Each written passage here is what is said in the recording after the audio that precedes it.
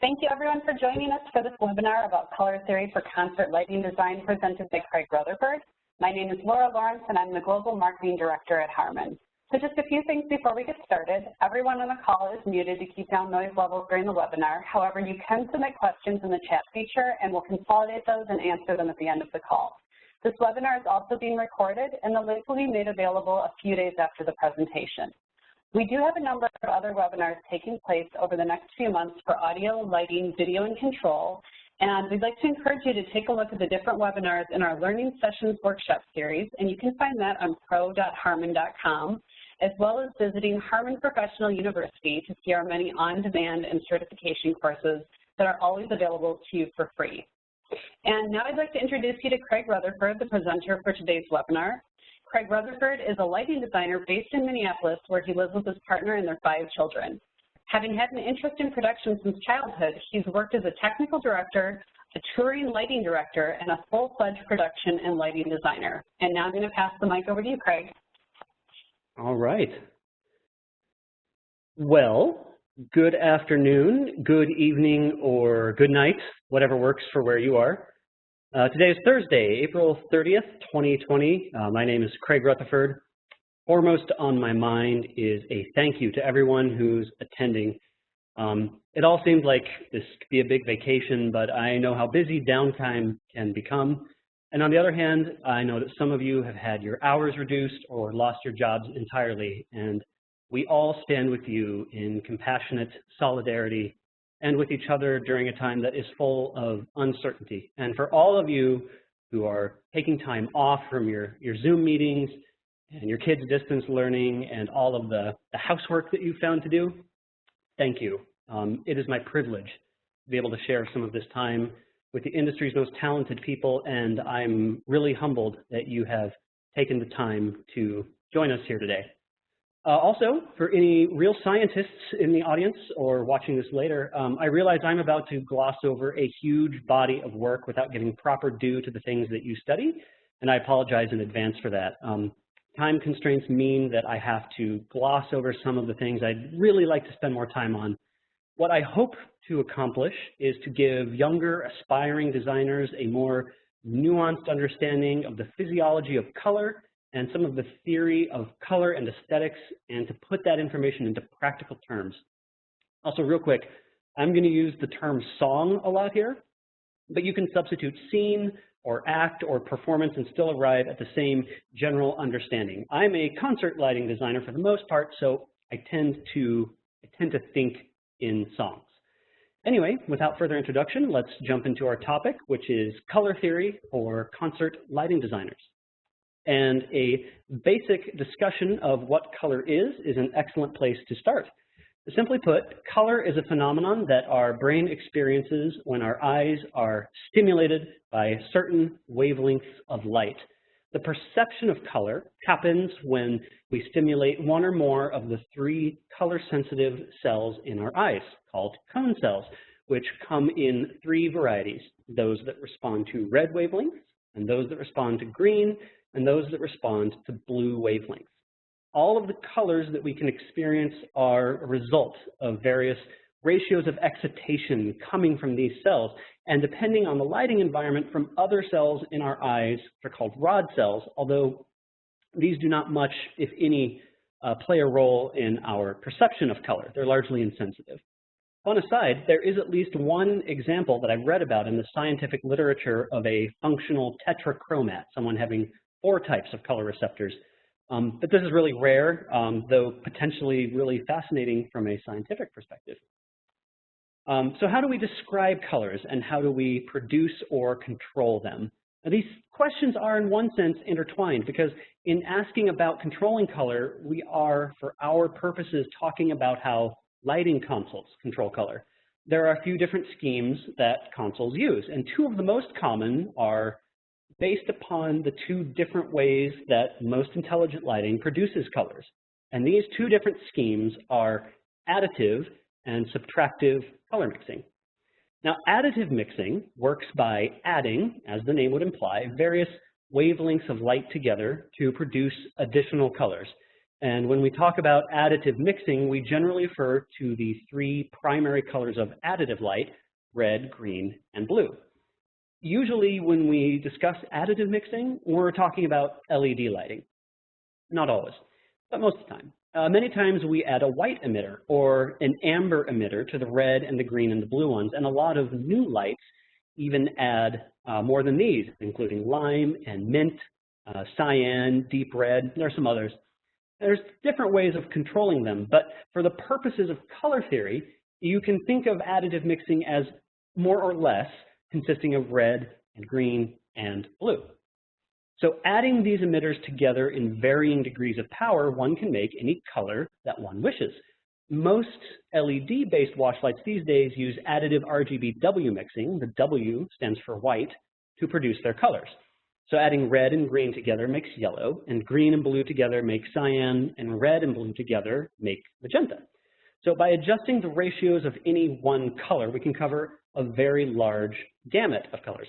And we can even make white, or a version of white, from just RGB LEDs. Now note, there are some dodgy manufacturers that will claim that you can make any color from their RGB only lights, but the whites produced by a pure RGB system are generally poor. I think it makes people look like radioactive mannequins.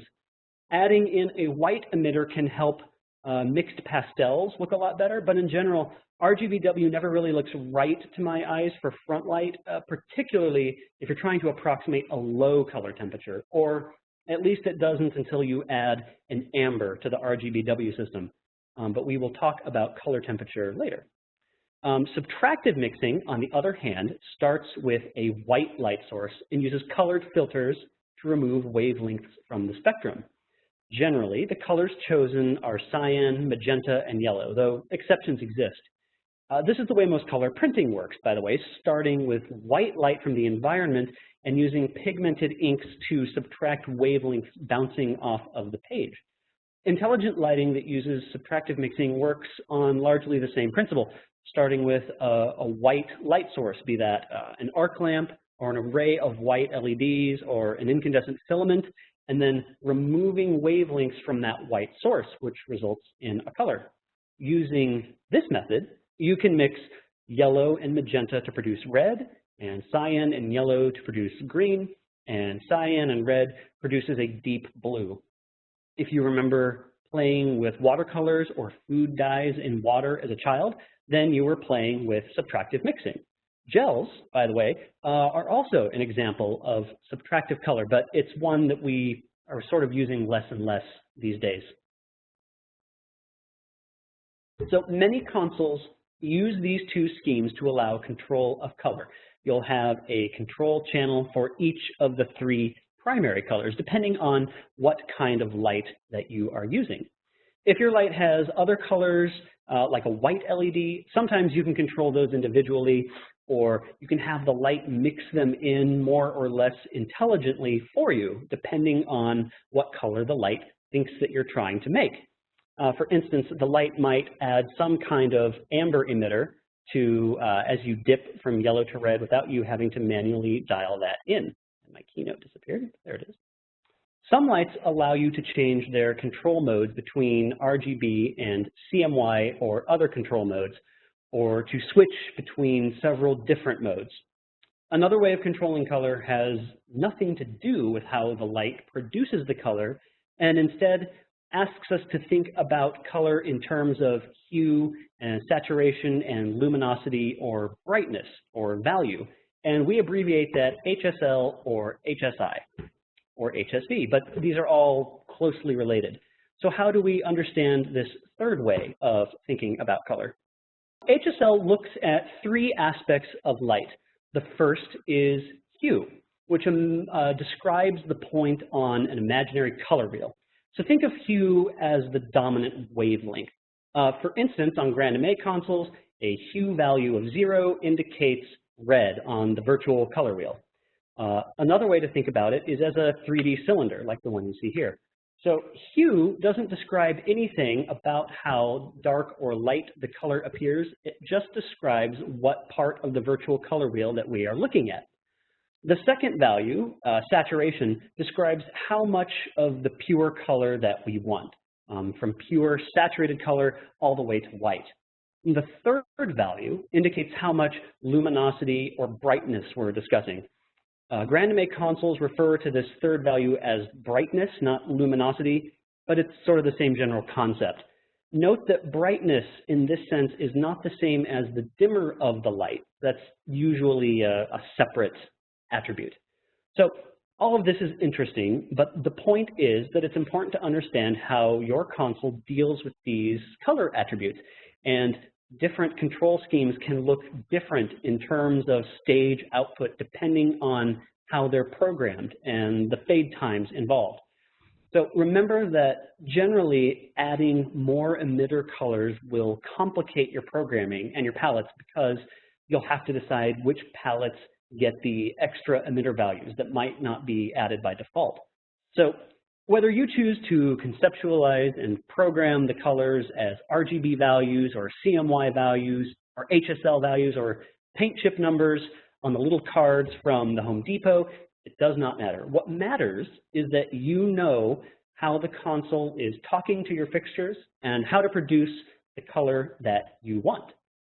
So in this first section, we spoke about important discussions of color and what it is, and how we produce it physically and control it with lighting consoles, and how these two processes overlap in our control systems. So now that we've established a basic working definition of color, let's move on to a discussion of color theory as it pertains to programming lighting for music. And we'll start with a basic question, which is how do you know what looks good for a song? Well, we have to start somewhere. So let's start our discussion with an exploration of cultural color meanings and a consideration of what is thematically appropriate. So we have to first acknowledge that we're likely to approach color through the lens of our own cultural background. And for me, that means the experiences of a white dude from North America. Your experiences might be different. That said, within North American and United States culture, there are many colors that have broad or even very specific meanings understood within a particular context. When I see, for instance, a red octagon, I immediately think stop because that's a very common road sign here in the United States. So considering the implications of your color scheme within a song or a performance is an integral part of developing a palette.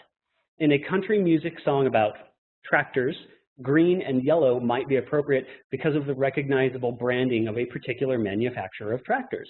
The audience would understand the color choices and it would help to reinforce themes. On the other hand, conversely, consider a song that had the exact same tempo, energy, instrumentation, but was devoid of references to tractors, but talked instead about love at first sight. Do green and yellow make as much sense within that context? Probably not. So referencing the colors of well-known brands is just one way that we can convey information through lighting, but there are other ways. In fact, there are a few things that we need color to do, and these can exist on a spectrum, pun intended. So see these as general guidelines and know that there are always exceptions to these rules. So the audience needs color to let them see the performer or not, let them see the performance or not, communicate something of the emotional or narrative meaning that the artist intends, or to be aesthetically, and to be aesthetically pleasing or not. So how can we begin to communicate themes and intent and emotion? Well, we can examine colors that tend to be associated with specific themes and feelings and concepts, and we can call these color associations. Let's examine some of these that we can think of just off the top of our heads. Red, for instance, can signify love, danger, anger, passion, and blood. Orange might mean warmth, fire, time of harvest, energy, and playfulness. Yellow often implies wealth, especially gold and amber tones, happiness, optimism, sunshine, but also caution or sickness. Green frequently brings to mind money, luck, jealousy, greed, nature, flora, or springtime, Also poison, especially in cartoons. Cyan can mean calm, balance, cleanliness. Blue might imply sadness, calmness, medicine, trust. You ever notice how many corporate color schemes are based around blue? And purple often represents royalty, luxury, nobility, or magic. Note, unusually, the association with nobility and royalty seems to be fairly common across disparate cultures, which I hypothesize is the result of the unavailability of purple dyes in the ancient world, with the exception of Tyrian purple, made with much difficulty from a few particular species of sea snail that are found in the eastern Mediterranean Sea. And once it was manufactured, generally reserved for nobility and royalty only. This is my own conjecture, not science. Magenta can have overtones of spirituality, femininity, children, and white a lot of times can mean purity, peace, medicine, elegance, but much of that is dependent on color temperature, which we'll get into later. However, a strong word of caution. These associations are Western, and they are North American-centric. In many Eastern traditions, Chinese and Japanese culture in particular, white is associated with death and misfortune and funerals. In China, for instance, until the recent trend toward Westernization, brides traditionally wore red for their weddings. So it's important to consider your audience and the culture that they might be immersed in when designing color palettes for your productions. It's also important to note that these are associations only. Colors themselves don't have any intrinsic meaning. They always derive meaning from context. Yellow is the color of gold, but it's also the color of bananas and rubber duckies. And without some other context within the performance in question, yellow does not equal bananas or rubber duckies. You cannot assume that your personal associations will work across cultural lines without context or explanation. With a plausible context, however, you can really go for broke, like with the John Deere example before. I issue these warnings not as warnings to avoid these color associations, but as a guideline against using them with the expectation that the audience will understand your meaning without giving them any extra clues. So to recap, while we aren't beholden to these associations, they are a useful tool. And there's another important point that I would like to make at this time, and that is that color palettes don't always need to have any particular meaning with regard to the content of a song. If you can bring to mind the song Shake It Off by Taylor Swift, during the 1989 World Tour that Baz Halpin designed, that song had a magenta and cyan color scheme. Now, what about cyan or magenta has to do with shaking or ignoring invalid criticism? Probably nothing. So this is an important lesson, which is that color can be aesthetically pleasing in itself without needing to imply any particular emotional or conceptual meaning outside of just being pretty. So what are some other tools that we can use to develop a palette for a song? We can turn to classical color theory in art and to the lessons imparted by the study of aesthetics. Now, since this topic is so vast, and because a formal discussion of aesthetics goes beyond what I can talk about here, it might perhaps be instructive to go back to one of the artist's most basic tools for understanding and using color, which is the humble color wheel. There are a variety of color charts and wheels out there. You can even make your own. I have one that's a desk toy, but they all follow the same general principle. They start with one end of the visible light spectrum, and then they travel up or down the wavelengths in a circle. So here on the screen is one such color wheel. This one is from a book called The Colorist by J. Arthur H. Hatt, and its full title, by the way, is wonderful. It is designed to correct the commonly held theory that red, yellow, and blue are the primary colors, and to supply the much-needed easy method of determining color harmony, which is a wonderful title for a book. It's from 1908. The whole thing is available on Google Books if you want to go take a look. Anyway, Mr. Hatt gives us a pretty workable color wheel in this book, which you can see here on the slide. This one is useful for our purposes because you can draw a very nice triangle between the two sets of primaries, red, green, and blue, and magenta and cyan and yellow. So an artist color wheel like this one provides a great way to come up with usable color schemes for music, using a few different methods that will be familiar to anyone who has taken an art class: adjacent colors, triads, tetrads, and various values of the same color. Of course, there are others, but let's just hit these ones. So let's look at some of these in more detail. Monochromatic. This is perhaps the simplest scheme to imagine and implement, as the scheme implies using just one hue, maybe even the same saturation and luminosity for the entire song.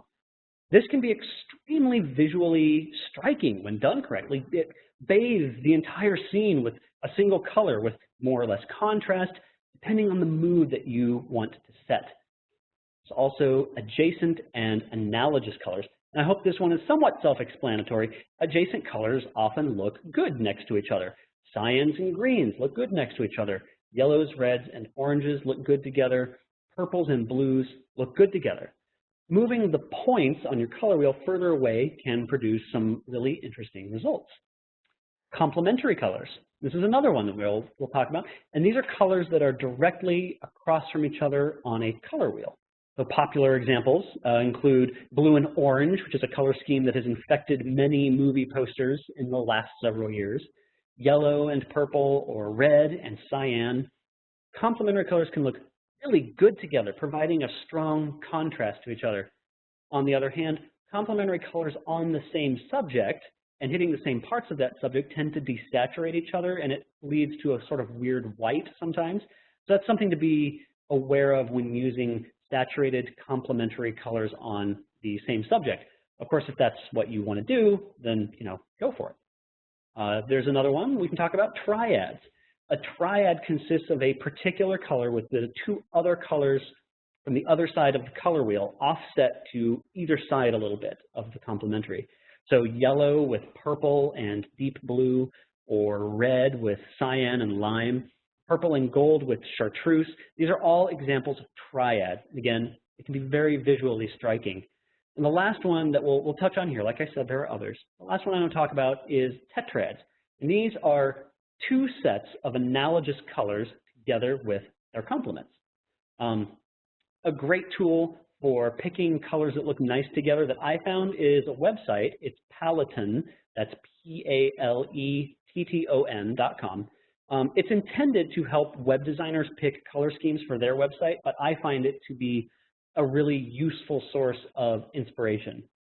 So along with some of these, here are a few more interesting palettes that lighting designers have found that they like, simply through experimentation and experience. So you've got white with any other color, warm white or cool white. You can totally change the mood of a moment.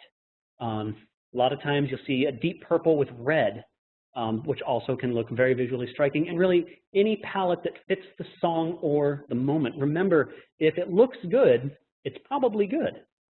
We can further expand our understanding of the complex world of color and its use in art by searching for inspiration in the world around you. And I find that there are many sources.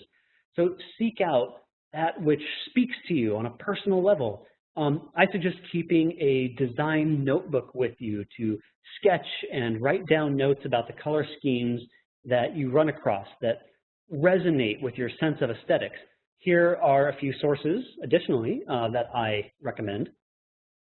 Art and art museums, though less so with worldwide events. Spend a day or 2 days if you have a large museum, once they open again, perusing the art at the local museums or galleries. Find pieces that resonate with you, pieces that engender an emotional or intellectual response. Keep a notebook with you to write down details about the art, or take a picture with your phone for later reference, and write down the color scheme of the pieces and try to reflect on how it contributed to your feelings about the art. And try and be specific here. Think of this like a journaling exercise, because only in being specific about our thoughts can we come to a greater understanding of how we feel about the artwork. Some galleries, art museums might be skittish, although less and less these days, I think, about photography. Very few probably will prevent you from sketching what you see. So that's a good way to get around photography bans. Another way to experience art, particularly as we are all quarantined, is through virtual tours on the internet. You can type virtual museum tour into the search engine of your choice and be presented with a list of virtual tours to take while we are all stuck at home. And even if you weren't stuck at home, we're talking about some of the world's greatest art being presented to us for free in our houses, so take advantage. There are also some art blogs that I really like, and you can simply type that into a search engine and get lots of them, but I like Design Boom. There are theatrical blogs on Tumblr. There's a blog called Colossal and Behance. There are a lot of others. There are way too many to count. Nature. My friend Brad Schiller talks about the experience of looking through the window at the rising sun and looking at the rich, pure, deep amber color of sunlight that you only seem to see in the mornings, and thinking about reproducing that color on stage. Nature can be an amazing source of inspiration. A walk through a forest in autumn or summer or even winter can help you develop an eye for color in new ways and become more practiced at noticing things that you've never noticed before. I find it especially instructive, again, personally, to draw the scenes that I see. And you can help that sketching really helps your recall. Or taking pictures with your phone or with a real camera, or however you want to commit the noteworthy things that you see to memory. There's also film and television. We're in a golden age of television right now with many shows to draw lighting and color inspiration from. Westworld and Star Trek and Insecure. And all of these shows have these really creative set and lighting designers, and there's a lot of inspiration to be had by seeing what these designers come up with. And the world of film is vast, as you know. There are really inspiring uses of color in so many movies that it'd be impossible to name them all. I will throw out a few good ones that I like. Vertigo, Amelie, Moulin Rouge, Grand Budapest Hotel, Hero. Sometimes the use of color in these films is more subtle. Sometimes it's more apparent. But I think that each example can be instructive. Books, of course, about lighting and color. There are so many good ones here to recommend. Light Fantastic by Max Keller, Stage Lighting Design by Richard Pilbrow, The Automated Lighting Programmer's Handbook by Brad Schiller, and Color and Light by Clifton Taylor. Books about the works of some of your favorite artists.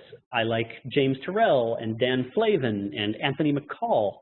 And I know that's like a who's who of artists that lighting people like, but I still like them.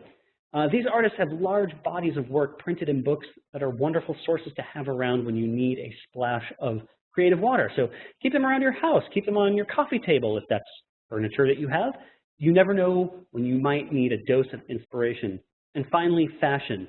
I used to wonder about the wild-looking and sometimes impractical clothing that we've all seen on the runways in Milan until I realized it's truly just art being done with clothing and finding new, interesting ways to frame the human body. Fashion can be an excellent source of color and set design inspiration, as clothing designers are always looking for new ways to catch our eyes, whether the designs are intended to be off-the-shelf practical or simply expressive creations of an artistic impulse. And when it comes to finding color palettes that speak to you, feel free to experiment and use color with abandon. On color pickers, however, a word of caution. While it's tempting, don't just take your finger and wildly swipe through the color picker on your console. Think carefully about what color choice you want to make, and then set the lights to that color and see if it works. In this way, you will become more adept at choosing a palette in a thoughtful manner. The second ending remark for this section I'd like to make is this.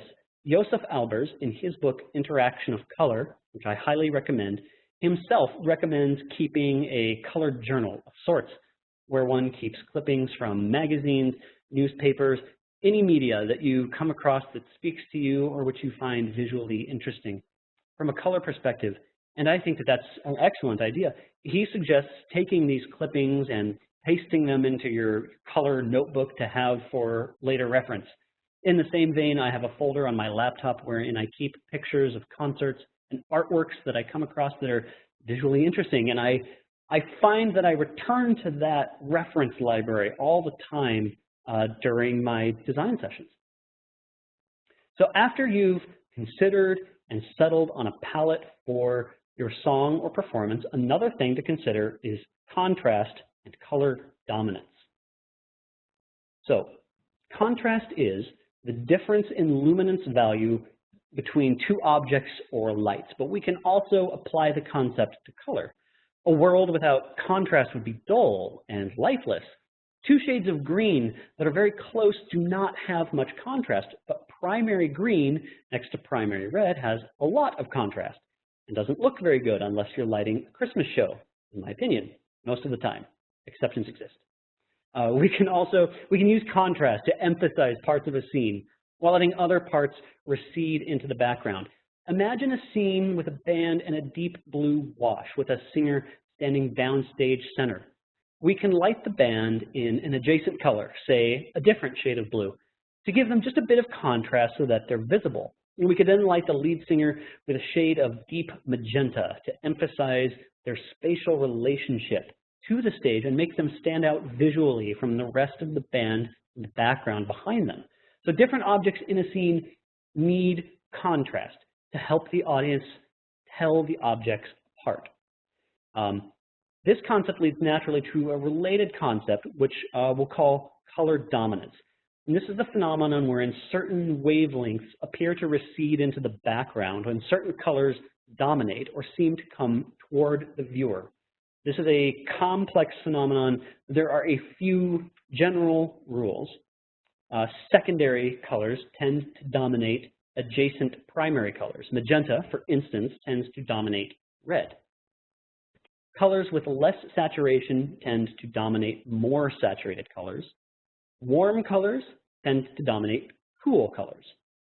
Magenta is often very dominant, while lavender is often quite recessive, and pale yellow greens are usually the most dominant colors in a palette. Now, color dominance can allow you to play with the spatial relationships of a scene in unexpected ways. For instance, by lighting the background in a dominant color and the foreground in a recessive color, and switching them off at unexpected times, or using color dominance to subvert expectations about what object is, or should be, closest to the viewer. For a more thorough explanation, by the way, of color dominance than I can give here, I recommend Josef Alber's Interaction of Color, which I mentioned earlier.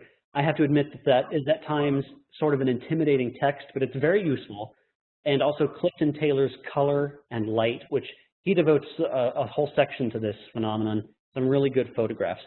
For now, understand that color can affect our perception of spatial relationships and allow yourself to experiment and to play with them.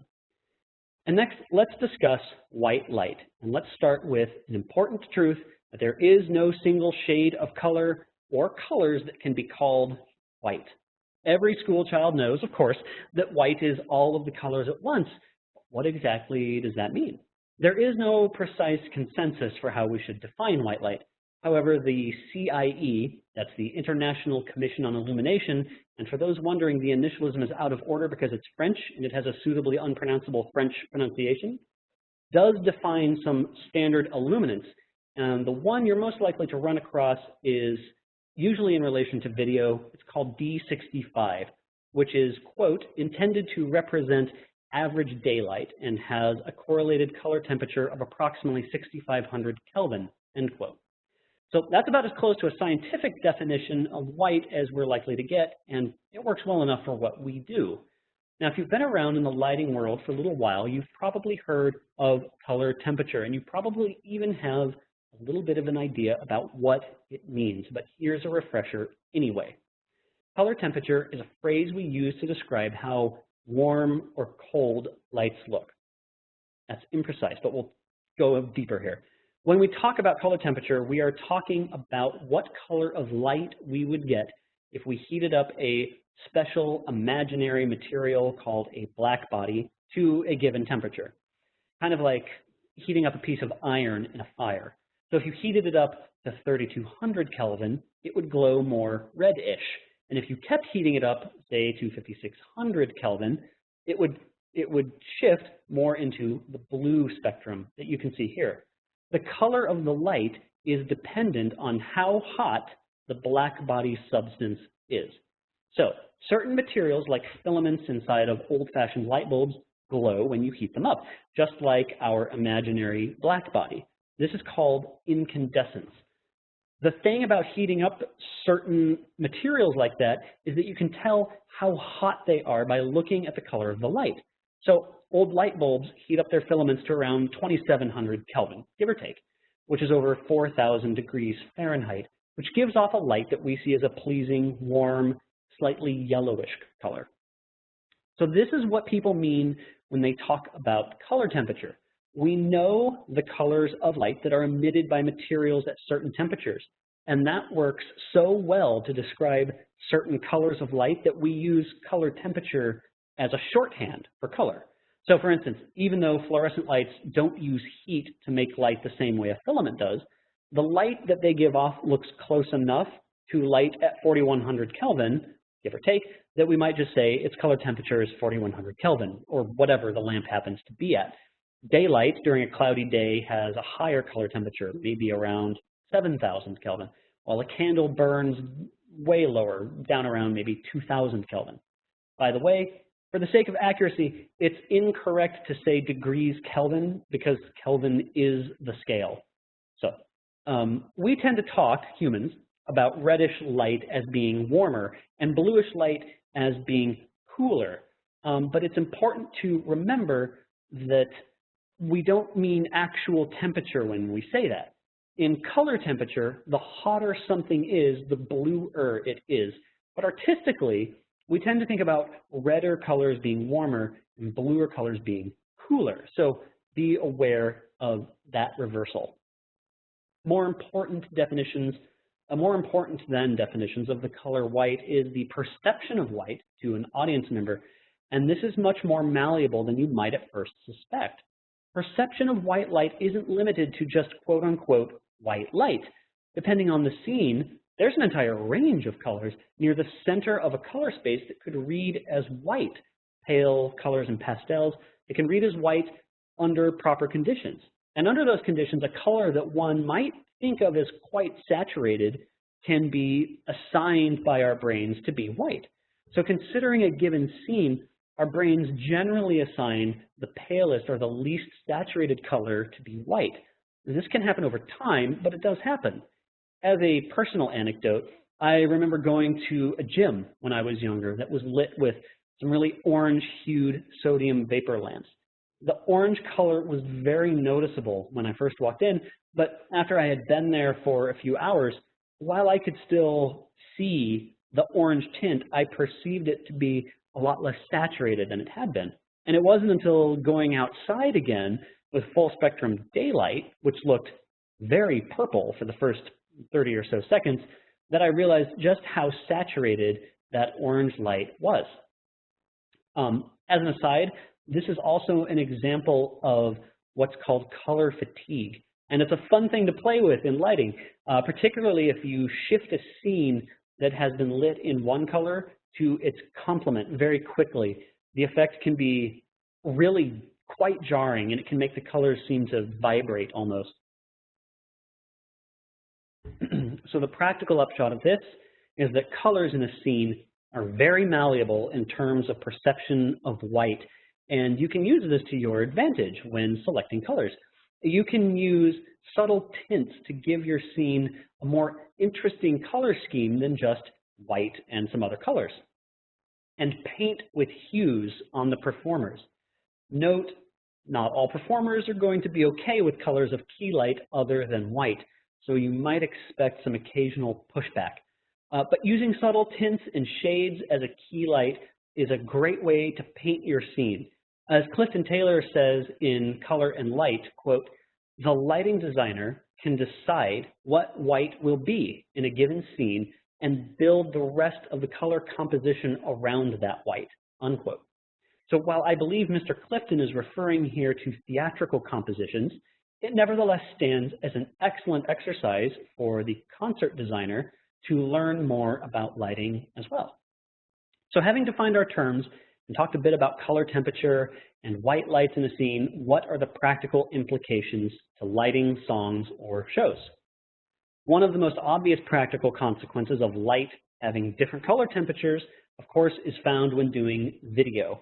Cameras can only have one white point at a time. So if your scene is lit with an incandescent and you have daylight streaming in through a window, either the incandescent will look very orange or the light in the window will look very blue, but the camera can't mesh the two temperatures together in a pleasing way.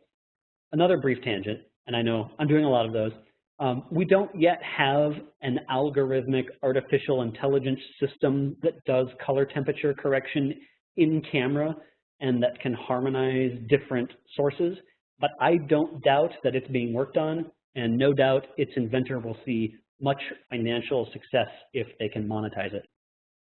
Anyway, it's so important when designing with IMAG in mind, image magnification cameras, to have a plan for, at a minimum, a color-balanced palette on the performer and the rest of the stage. It's very important for the screens and the performers on stage to look as close as possible. And it's important to talk with and work with your video crew on your production to make sure that that happens. You may have to have a discussion about what colors and color temperatures the performer will be lit with in each song if that changes, and let them know if there are any extremes that they might have to deal with so that they can find a way to shoot the performance in a flattering way. Speaking of IMAG, we lighting designers love a deep Congo blue wash. So fun. But it's basically impossible for cameras to see effectively. You usually cause some clipping on the blue channel. I designed lighting once for a Christmas concert when I was younger, and there was this one song where I lit all three performers in a deep blue Congo wash, and I hit them from another angle with a deep, deep red. It looked gorgeous to my eyes, but during the performance, my comm was buzzing with the camera operators complaining about how they couldn't focus effectively in that light. So if there's a song that calls for an extremely deep saturated blue, maybe consider changing how you do IMAG for that song, or consider changing your palette. Lighting for IMAG and video could be a book in itself, and a really technical, in-depth discussion is beyond the scope of what I can really talk about here. So if you want further reading, I highly recommend the book Lighting for Digital Video and Television by John Jackman. It goes into really great detail about some of these considerations. And one of these considerations is that you should think carefully about how costumes are going to work and what the performer wears, and how that's going to be affected by the colors chosen for a song or a performance. If your performer comes out wearing a day glow orange outfit, hitting it with a dark green light might not look good. Of course, this is an extreme example, but if costuming is going to be a big part of your production, it's a very good idea to have a conversation with the wardrobe designer ahead of time to see fabric swatches or finished pieces, if you have that luxury. Sometimes, despite its ubiquity, a 3200 Kelvin light can make a particular fabric look sort of dirty and brown. Conversely, 5600 Kelvin can be really stark and unflattering depending on the context. So you should play carefully with tints and shades in these situations to find what looks best. The narrow bandwidth of LED sources can make fabrics look way different under daytime light than they do under the LED light, and that's something you need to know early. So finally, let's talk about one more variable to consider, which is skin tone. Different skin tones can react differently to different colors, and this is also something to be careful of when designing concerts, especially in this age of Instagram, where your concert's going to be on social media the instant it happens. Be careful of putting saturated colors onto darker skin tones, as the light can react in unexpected ways. At the same time, don't be afraid to experiment with saturated colors to make a visual statement. The key here is to not try things without testing them first. Be aware that a tiny amount of tint can make a huge difference. There's a trope out there in the lighting world which says to avoid greens or aquas on dark skin tones. I say ignore that. The question to ask yourself is, does this tint work for my artist in my song? And if that tint happens to be green or aqua and your artist is a black-skinned or darker-skinned person, If it feels right for the moment, if it effectively communicates the moment to the audience and helps the artist make that connection, go for it. Insecure, the TV show's director of photography, Ava Berkovsky, lights her actors of color with a variety of saturated tints, and the results are frankly amazing. You should go watch it if you haven't. The things that don't work for one moment can work wonderfully in others.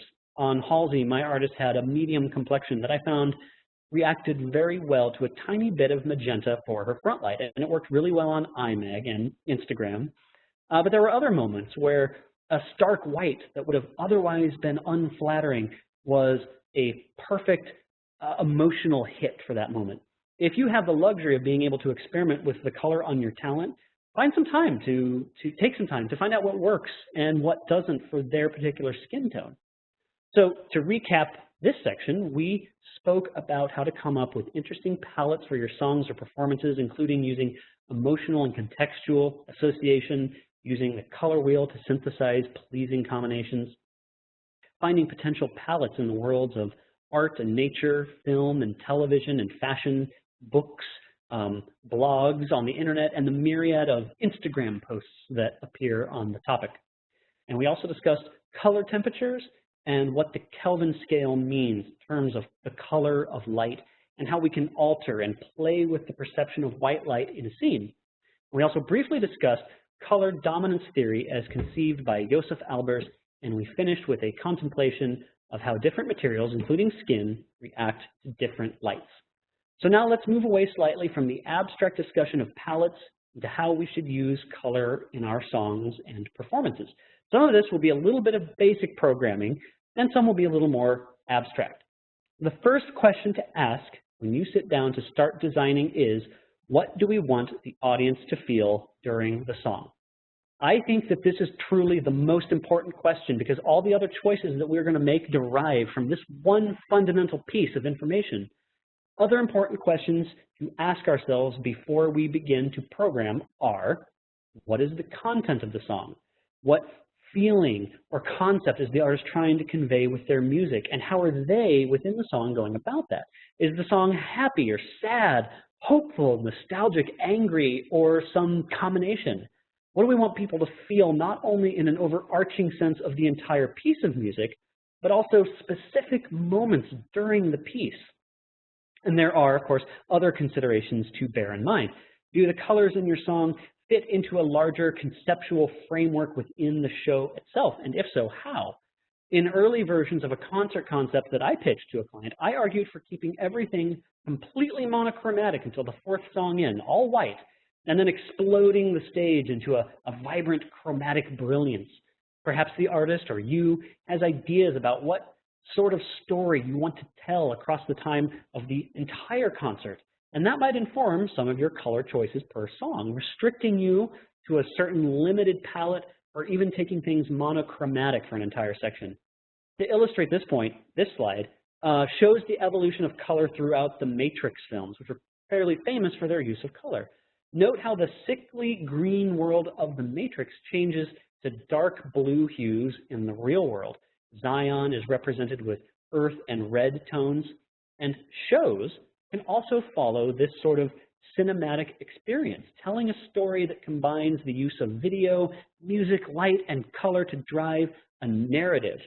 And by the way, this graphic comes from a post titled, quote, "Exploring Chromatic Storytelling in Movies with R" by Tommaso Buonocore on Medium. It is a great read, and I apologize to him if I just messed up his name.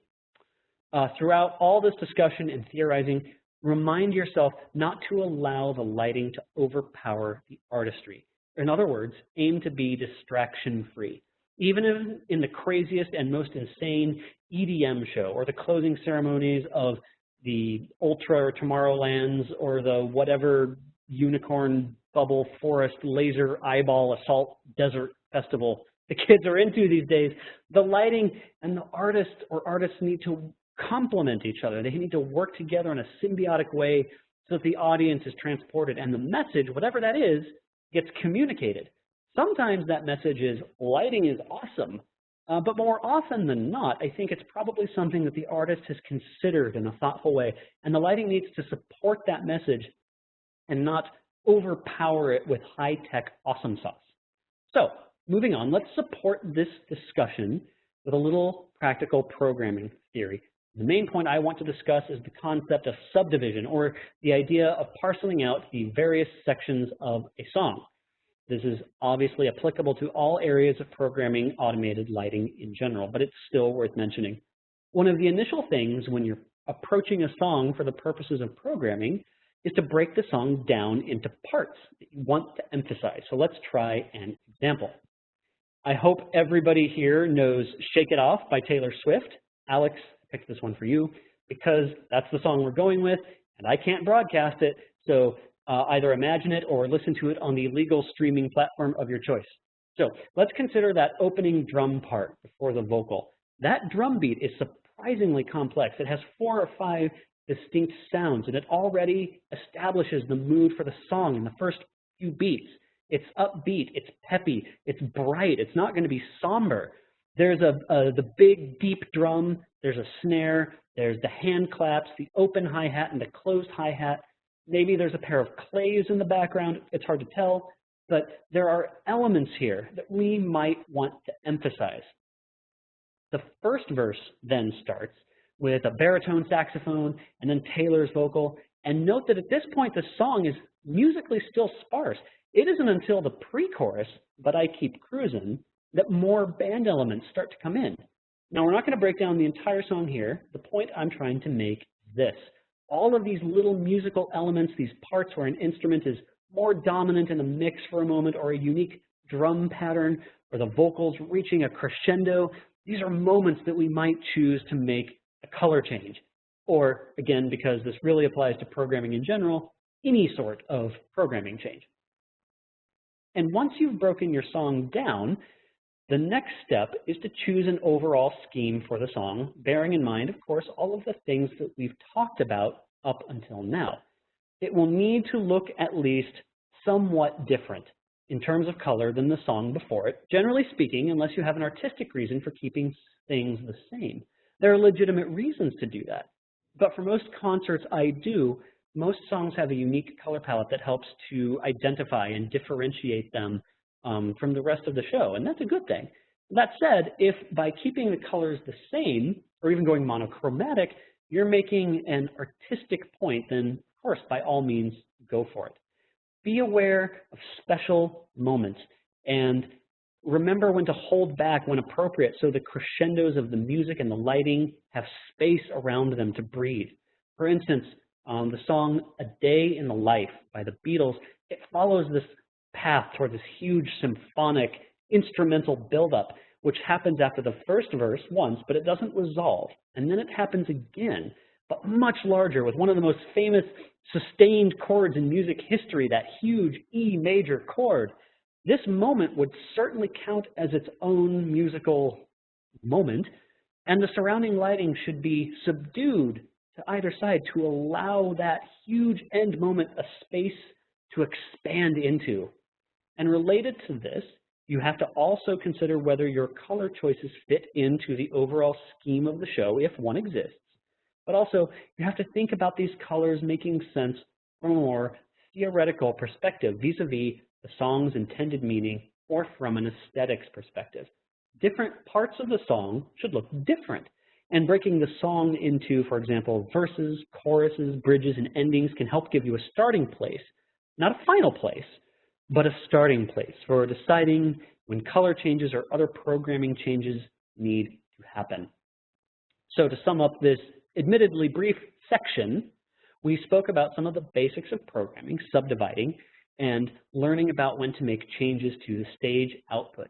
We also considered an example song, and we hopefully started some further consideration about how emphasizing distinct elements within a song, whether by a color change or something else, can help to emphasize those elements to audience. So let's talk finally about color mixing systems and their limitations. All color mixing systems, regardless of whether they are additive or subtractive, they have limitations in regard to speed, smoothness of the color in the beam, trade-offs in saturation and shades, and how zoom and focus affect all of these. So all of these factor in when automated lighting engineers and product managers are designing their lights, and no mix system is going to be perfect. It's incumbent upon the lighting designer and the programmer to understand the limitations of their tools and to adjust their programming and expectations accordingly. One major consideration is that across different manufacturers, you will see different hues as the basis for their color mixing systems. One manufacturer's cyan might be a little more green, another's might be more blue. Yellow can tend toward red or more toward the green.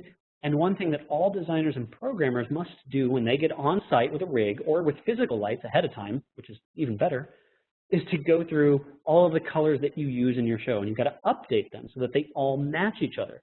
If your LEDs are outputting a redder version of orange than your Mac Vipers are, you will want to adjust one or the other.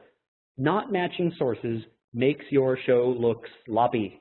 I highly recommend spending some time to get this right. Another limitation concerns the zoom and the focus, and specifically, this is for hard-edged lights. While engineers try their level best, it is not always possible, given the limitations of the physical space inside of a light, to find the perfect place for the color mixing glass to be for all zoom and focus values. With many, if not all, lights, it's possible to put the zoom and the focus optical system into a situation where the color mixing unevenness of the beam is really exaggerated, and this is particularly noticeable with half-mixed or pastels colors.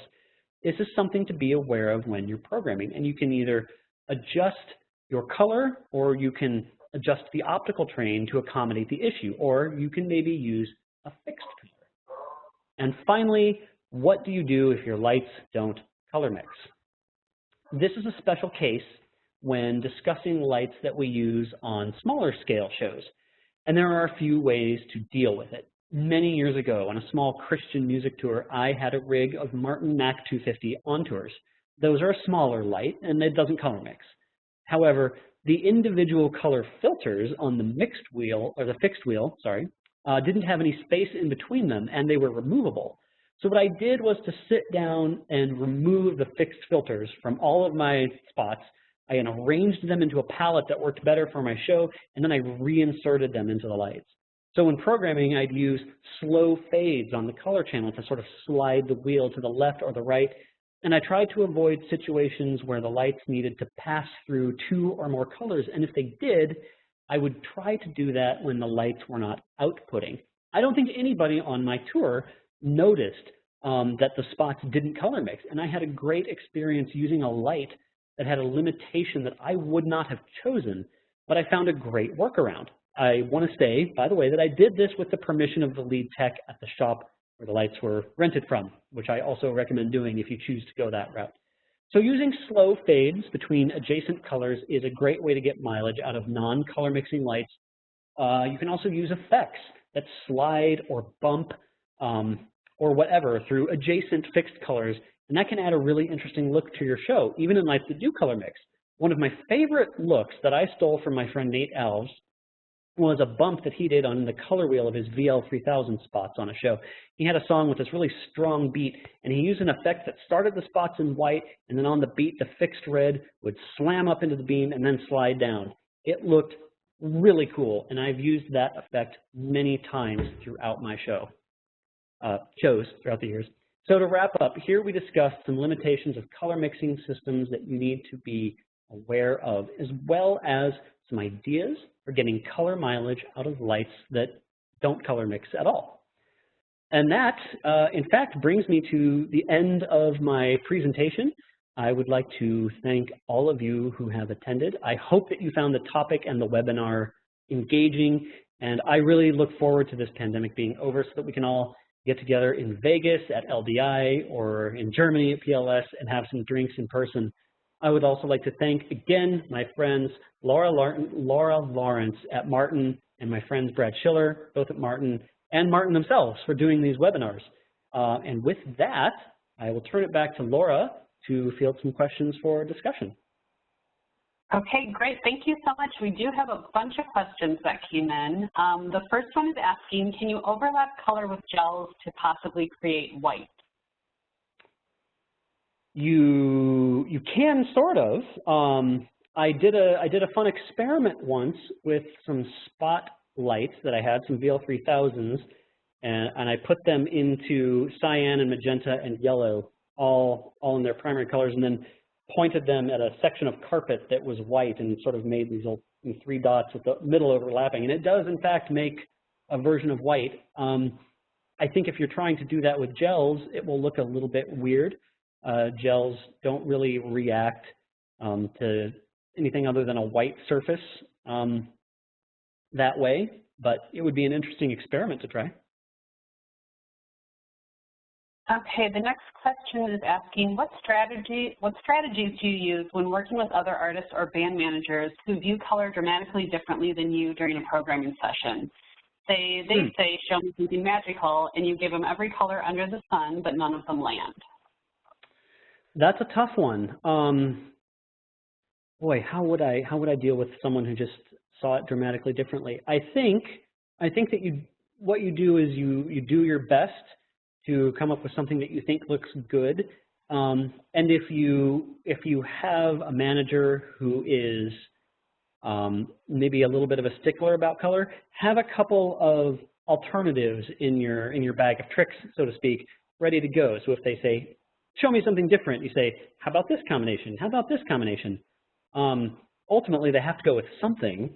I think if they picked something that was really visually offensive in terms of color, I might say something like, well, you've hired me as a professional, and I just, I think that maybe this would make your artist happy, or something to that effect. But I think, ultimately, there's always going to be people above you, and it is their call.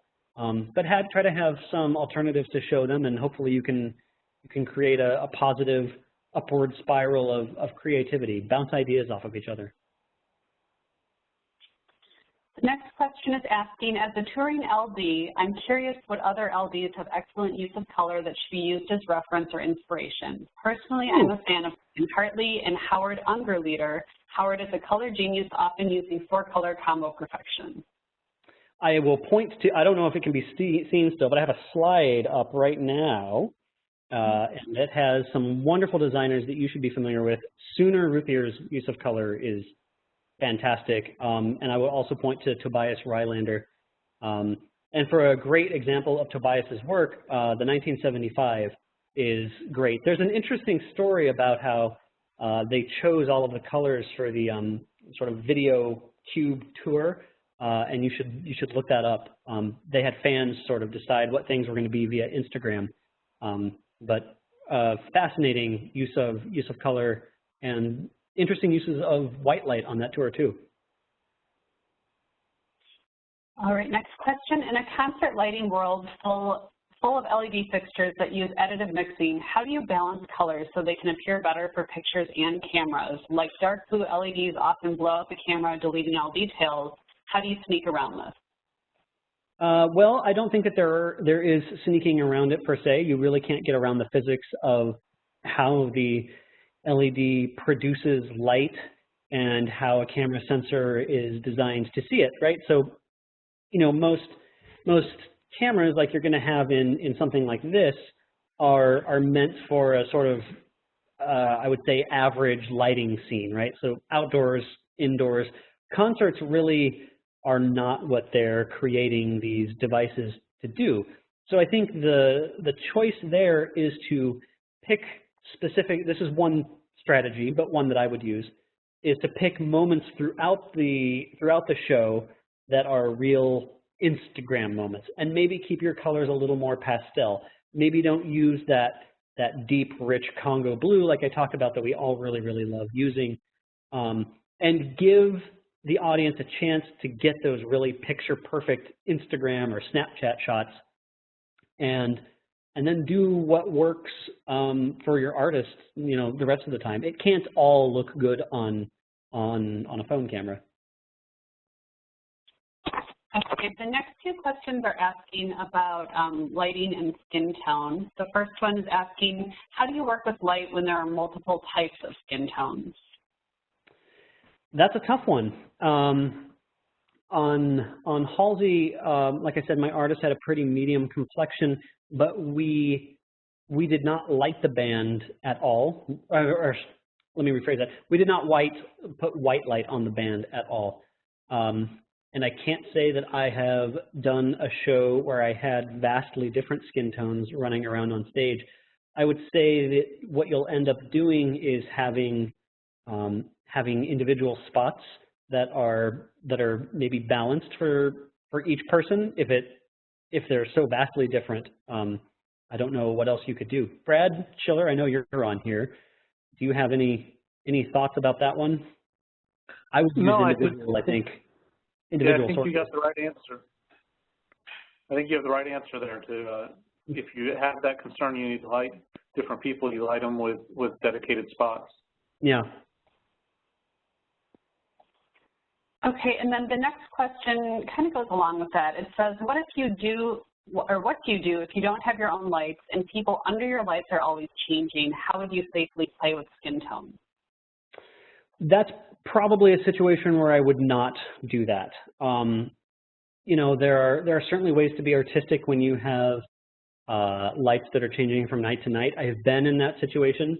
One thing that can help is to carry around, especially if you're in a situation where you're always going into houses that have their own follow spots, which I think maybe that's what you're asking about. I hope so anyway.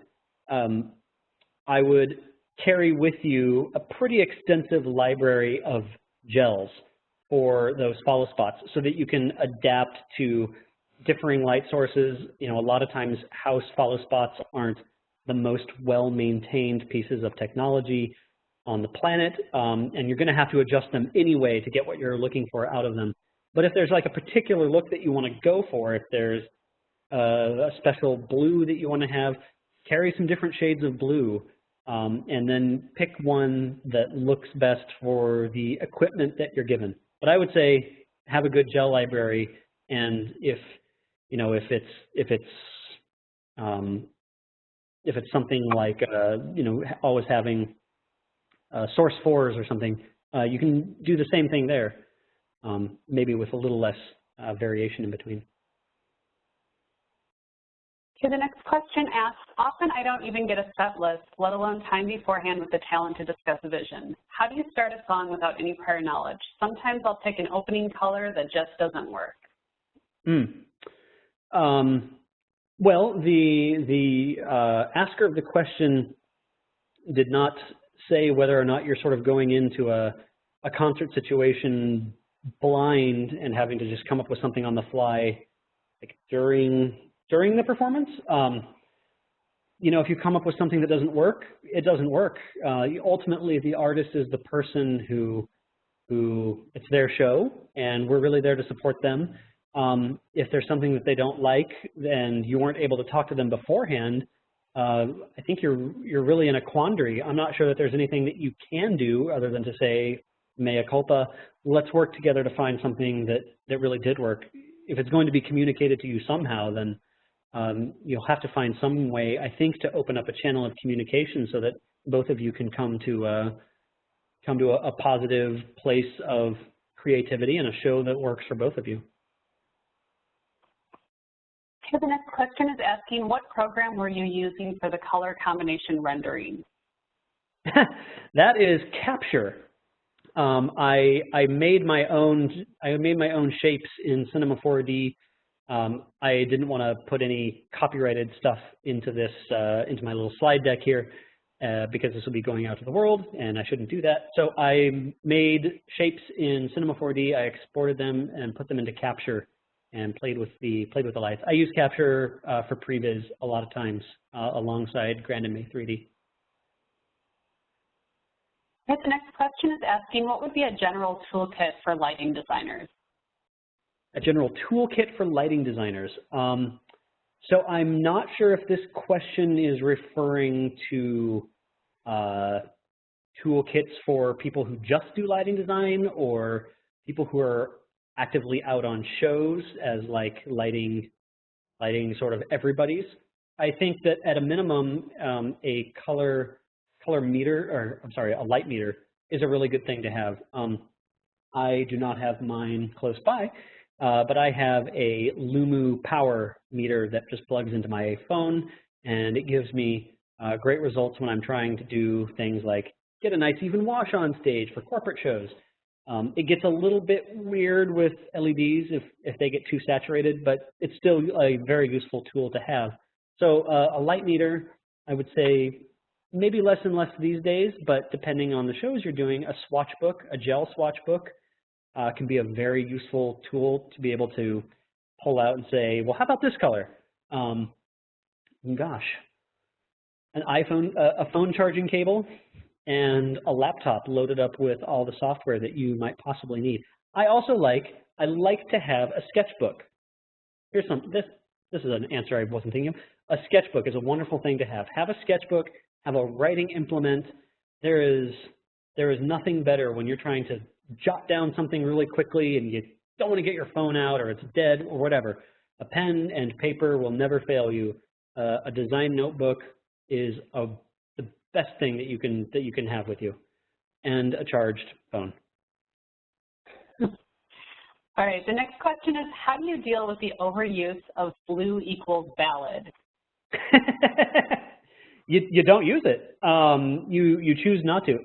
I've noticed that before, and it's a hard habit to get out of because, you know, you typically right before the ballad you have this big, really upbeat, energetic song, and then it's like, oh, now we're going down, and I've just used red and yellow, and blue feels really appropriate now because not only is it a ballad, it's right after all this other color was on stage. It's really easy to default to that. I would say just kind of try to knock yourself out of it. I had this one artist, his name escapes me, Ronnie Dunn. There it is, Ronnie Dunn, and he had a song called, and this is kind of cheating, he had a song called Bleed Red, which was this big ballad, a power ballad, if you can call it that, and I lit it with, as you might imagine, nothing but red and some warm white from the side. So if you have a song that mentions a color other than blue, you can go for it. But I think for ballads, it's not only about how the color is being used on the stage, it's also about how you're framing it. You can put a solid shaft of light and turn everything else dark, and it doesn't really matter what that color is. Find something that works for the song. It doesn't have to be blue, but that's still a dramatic moment that might work for a ballad, or using some unusual lighting angles, really just turning things off until the song feels ballady, if you will, and using another color other than blue. Oh, but also blue isn't bad. Don't feel like you can't use blue for ballads, but I agree, it's, you know, sometimes it's easy to be hard on yourself when you feel like you're you know, using a lighting cliche. Okay, the next question is asking, do you prefer added or subtractive color mixing? Is there an instrument that does either of these really well? I mean, there are so many great lights out in the world that do both really well. I don't know if I can name them all, but do I prefer additive or subtractive? I prefer what works. I don't know that there's a good answer to this. I think you have to have a light that works for what you want it to do, that has the features that you want, that moves as quickly as you want, and color is really only one consideration out of many. What's the zoom range? What's the power draw? How much space does it take up in the truck, right? Like that's an important consideration. Maybe you have to use a smaller light because you know, the K20 won't fit, and you know, you've got to make space for one of the guitarist's 17 Marshall cabs, so you've got to use the smaller light. So I don't know that there's one that there's no one light to rule them all, if you will, or system to rule them all. It's about finding what works in the context that you're using it in. All right, next question. When doing shows with both a camera and a live audience, do you adjust the colors for the camera or for the audience? I depends on the show. So for Alan Jackson, who I designed for a couple of years, this is a hard question to answer. I feel like I've already started my answer incorrectly. always for the audience. The audience, they're the people who came to see the show first, right? So they're there, they are the butts in the seats, they are looking at the guy on stage, they are seeing their favorite artist, or maybe their favorite artist, but they're seeing a show, and your first duty as the lighting designer is to the audience above all else. So to answer your question in the simple way, for the audience. That said, I think it's really important to do both well, and I think it's possible to do both well. I spent a lot of time on Alan Jackson getting the color temperature right, getting angles right, and getting intensities right for our video director, Robbie Luttrell, so that he had an easy time. And it was a symbiotic relationship that we had. We worked with each other and worked really well, and also the audience was happy. So I'm not sure that they're mutually exclusive. I think that it's possible to do both well, and I don't think we've ever had more of a plethora of really powerful tools, including all these LED wash lights and really powerful spots and lights that do these really subtle tints and do them really well. I think we've never had a better selection of tools at our disposal to really do both of those things with excellence. Okay, it looks like we're at the end of the questions. We did have quite a few people writing in asking about your reading list, so I'm glad you popped that up for the last part of this presentation. But for those of you who weren't able to screenshot it or jot it down, just a reminder, this webinar was recorded and this will be made available out on our channels. Also, all of you will be receiving an email with a link to it. So if you didn't catch any of the information, you can just watch it again, and there it is. Craig, thank you so much for doing this presentation. It was really interesting, and we really appreciate it. Laura. Thank you so much for having me. I really appreciate it. Okay, and if anybody's interested in attending future sessions, please go to pro.harman.com and you can see a full calendar listing there. Thank you all so much for attending, and have a great rest of your day or night. Have a wonderful day.